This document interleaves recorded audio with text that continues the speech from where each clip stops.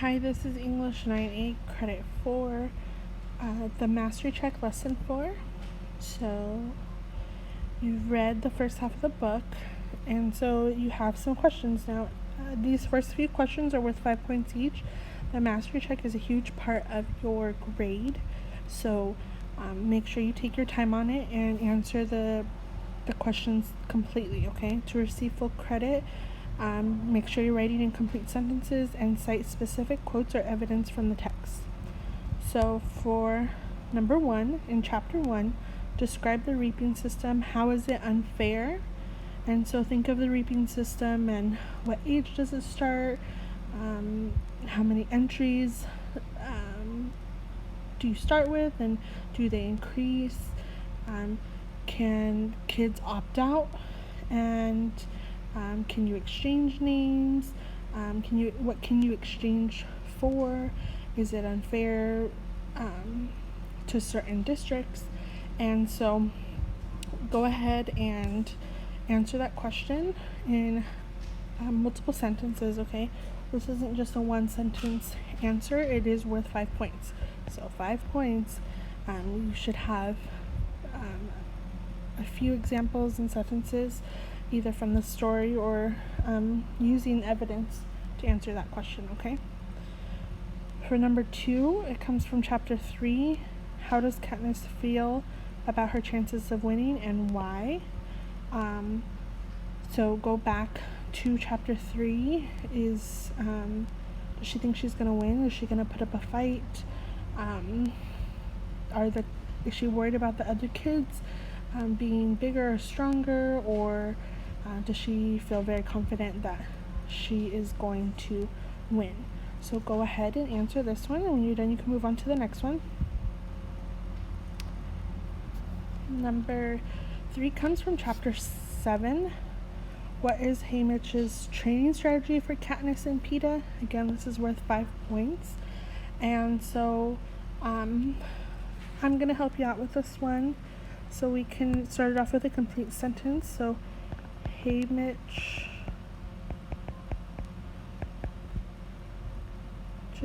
training strategy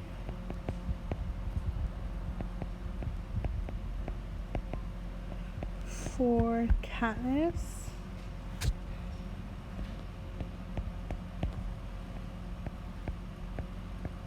and Peeta is to hide their skill and strength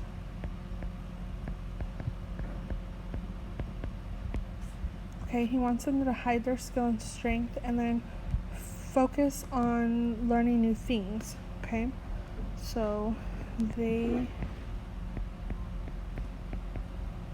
should focus on learning new things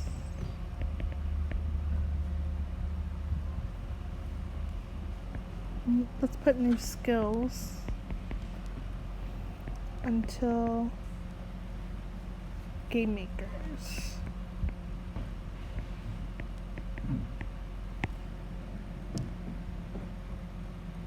Then they should show kind of what they're already great at. So last thing,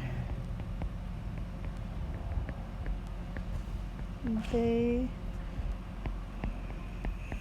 should show what they are great at.